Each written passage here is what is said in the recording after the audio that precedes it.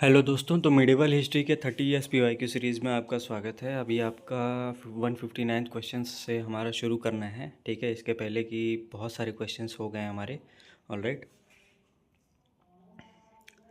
अभी हमारा चल रहा है क्या, विजयनगर साम्राज्य चल रहा है। ठीक है, इसके पहले के जितने भी टॉपिक हो चुके हैं आपको यहाँ पे मिल जाएंगे। ठीक है, और एंशंट हिस्ट्री के भी पिछले 30 साल के जितने भी पीवाईक्यू हैं हमने करा दिए हैं। ठीक है, आपको लिंक डिस्क्रिप्शन में मिल जाएगा। और इसका पीडीएफ भी आपको टेलीग्राम चैनल पे हमारे मिल जाता है, और टेलीग्राम चैनल का हमारा लिंक डिस्क्रिप्शन में है, आप वहाँ से ज्वाइन करके आप पढ़ सकते हो। ऑलराइट, और अगर ये वीडियो आपको पसंद आता है तो ज़रूर से ज़रूर लाइक करना और सब्सक्राइब कर लेना, ताकि आपको डेली नोटिफिकेशन मिलती रहें। ऑलराइट, तो शुरू करते हैं बिना टाइम वेस्ट किए। 159 क्वेश्चन है, मुस्लिम गोलकुंडा राज्य किस पुराने हिंदू राज्य के ध्वंसावशेषों पर खड़ा हुआ? तो वारंगल के बहमनी वंश के पतन के पश्चात 1511 ईस्वी में गोलकुंडा के प्रथम सुल्तान ने अपना स्वतंत्र राज्य स्थापित कर लिया था। ठीक है, गोलकुंडा का मुस्लिम राज्य वारंगल के पुराने हिंदू राज्य के खंडहरों पर बनाया गया। गोलकुंडा का संस्थापक कुली कुतुब शाह, ठीक है, और महमूद शाह बहमी का सामंत और एक तुर्की अधिकारी था। ठीक है, नेक्स्ट क्वेश्चन है आपका 168 क्वेश्चन है, भारत के किस क्षेत्र पर जुनैल आबिदीन ने राज किया था? ये सारे के सारे क्वेश्चन आपने पहली बार सुन रहे होंगे, या फिर आपने पहली बार मिडिवल हिस्ट्री पढ़ ही रहा होगा। ठीक है, पढ़ रहे होंगे आप, इसलिए आपको थोड़ा सा एकदम अलग या फिर एकदम न्यू क्वेश्चन आपको देखने के लिए मिल रहा होगा। ठीक है, तो अगर आपने पूरी सतीश चंद्र आपने पढ़ी है मिडिवल हिस्ट्री की, तो आपको ये मतलब सुना सुना देखा हुआ क्वेश्चन लगेगा। मतलब आपने पूरा एक कहानी के ज़रिए, मतलब एक कहानी की तरह आपने अगर पढ़ा है इसको, थियरी इसकी पढ़ी है आपने क्वेश्चन लगाने से पहले, तो आपको मालूम होगा। अगर नहीं भी पढ़ी है थियरी तो इसमें कोई दिक्कत की बात नहीं है। नीचे जो एक्सप्लेनेशन आपको दिया हुआ है, जो मैं एक्सप्लेन कर रहा हूँ, जो व्याख्या दी हुई है, उससे आप जो है अपनी खुद की स्टोरी यहाँ से आप क्रिएट कर सकते हो। और यहाँ पे मतलब लाइन वाइज स्टोरी भी है, आपको पूरा एकदम समझ में आएगा। ऑलराइट, तो भारत के किस क्षेत्र पर जुनैल आबिदीन ने राज किया था? तो कौन से क्षेत्र पर? कश्मीर में।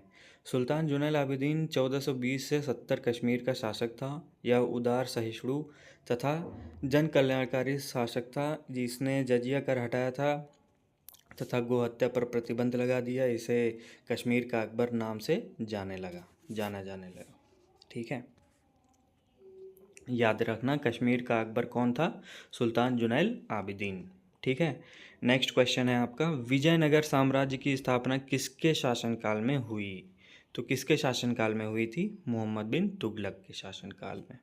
ऑलराइट, नेक्स्ट है आपका व्याख्या है, 1335 ईस्वी में जब मदुरा के गवर्नर जलालुद्दीन ने अपने को स्वतंत्र घोषित किया, तो समस्त दक्षिण भारत में तुगलक शासन के विरुद्ध विद्रोह प्रारंभ हो गया। ऑलराइट, मोहम्मद तुगलक ने हरिहर और बुक्का को तुगलक सेनापति के रूप में दक्षिण भारत भेजा, और उन्होंने कंपिली के विद्रोह का दमन किया। हरिहर का और बुक्का दोनों ही विद्यारण्य नामक एक संत के प्रभाव में आए, और उन्होंने 1336 ईस्वी तुंगभद्र नदी के तट पर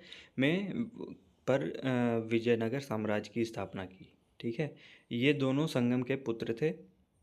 अपने पिता के नाम पर अपने वंश का नाम संगम वंश रखा। विजयनगर साम्राज्य की राजधानियाँ क्रमशः अने अनेगोंडी, विजयनगर, पेनुगोंडा तथा चंद्रगिरी रही। ठीक है, विजयनगर का वर्तमान नाम हम्पी है। आज के करंट टाइम में वो उसको हम्पी बोला जाता है, विजयनगर साम्राज्य में।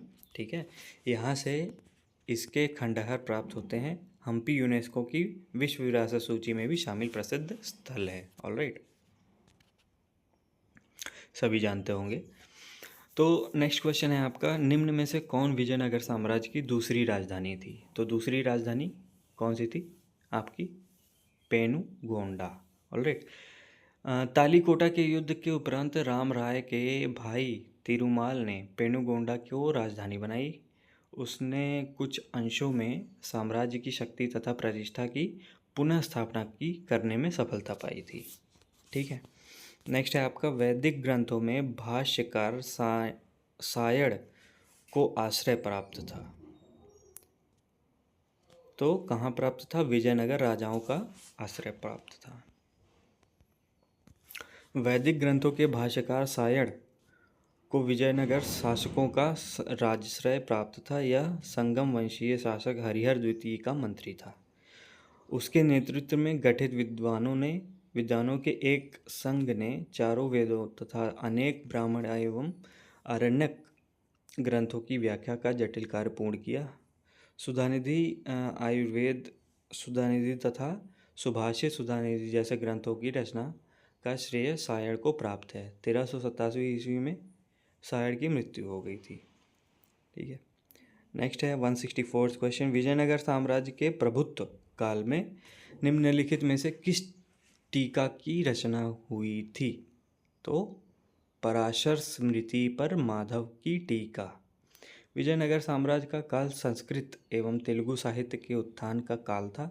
इस काल में संस्कृत का अत्यधिक विकास हुआ। विजयनगर साम्राज्य के प्रभुत्व काल के सायण के भाई माधव, जो प्रसिद्ध टीकाकार थे, ने पराशर स्मृति पर महत्वपूर्ण टीका पराशर माधवी की रचना की थी।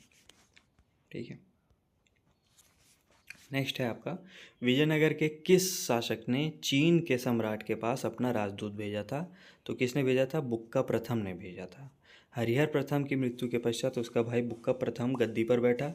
उसने वेद मार्ग प्रतिष्ठापक की उपाधि धारण की थी। बुक्का प्रथम ने मदुरा सल्तनत पर भी अधिकार कर लिया, जो कि उसकी एक बहुत बड़ी सफलता थी। ठीक है। इस सफलता के पश्चात उसके साम्राज्य की सीमा रामेश्वरम तक पहुंच गई। इसी कारण बुक्का प्रथम को तीन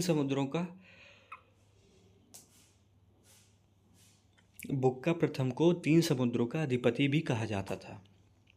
ठीक है। 1367 ईस्वी में विजयनगर तथा बहमनी साम्राज्य के बीच युद्ध हुआ। यह पहला युद्ध था जिसमें दोनों पक्षों ने तोपों का प्रयोग किया था, लेकिन बुक्का पराजित हुआ। बुक्का प्रथम की एक उपलब्धि यह रही कि 1774 में उसने चीन में एक दूत मंडल भेजा था। बुक्का प्रथम की मृत्यु के पश्चात हरिहर द्वितीय 1377 ईस्वी में संगम वंश का अगला शासक बना। वह पहला शासक था जिसने महाराजाधिराज की उपाधि धारण की। वह एक महान विजेता था। उसने मैसूर, कनारा, त्रिचनापल्ली, ठीक है, कांची आदि प्रदेशों की विजय की। श्रीलंका पर आक्रमण करने वाला विजयनगर का पहला शासक था। कौन? महाराजाधिराज की उपाधि करने वाला कौन? पहला शासक संगम वंश का कौन था? बुक्का प्रथम के मृत्यु के पश्चात हरिहर द्वितीय नाम था। ठीक है। नेक्स्ट और आज का लास्ट क्वेश्चन है, निम्नलिखित में से विजयनगर के किस शासक ने तुर्की धनुषधारियों को नियुक्त किया था? तुर्की धनुषधारियों को नियुक्त किया था। किसने किया था? विजयनगर शासक। कौन से विजयनगर शासक ने? तो देवराय प्रथम ने। देवराय प्रथम 5 नवंबर 1406 ईस्वी में विजयनगर के सिंहासन पर बैठा। बहमनियों की शत्रुता की सामना करने के लिए उसने कुशल तुर्की धनुषधारियों को अपनी सेना में भर्ती किया, किंतु बहमनी विजयनगर युद्ध में देवराय प्रथम की पराजय को सामना करना पड़ा। पराजय के परिणाम स्वरूप सुल्तान फिरोज शाह के साथ अपनी लड़की की शादी करनी पड़ी और दहेज के रूप में दोआब क्षेत्र में स्थित बांकापुर भी सुल्तान को देना पड़ा, ताकि भविष्य में युद्ध की गुंजाइश न रहे। इसने अश्व सेना के महत्व को पहचाना था तथा फारस एवं अरब से बड़ी संख्या के घोड़े खरीदे थे। ऑलराइट, तो ये रहा आपके कुछ मेडिवल हिस्ट्री के आज के क्वेश्चंस। ठीक है, तो ऐसे ही पढ़ते रहो, लगातार अपना कंसिस्टेंसी के साथ बने रहो। ठीक है, लगातार पढ़ोगे तभी कुछ हो पाएगा। ऑलराइट, मिलते हैं नेक्स्ट वीडियो में। Bye bye.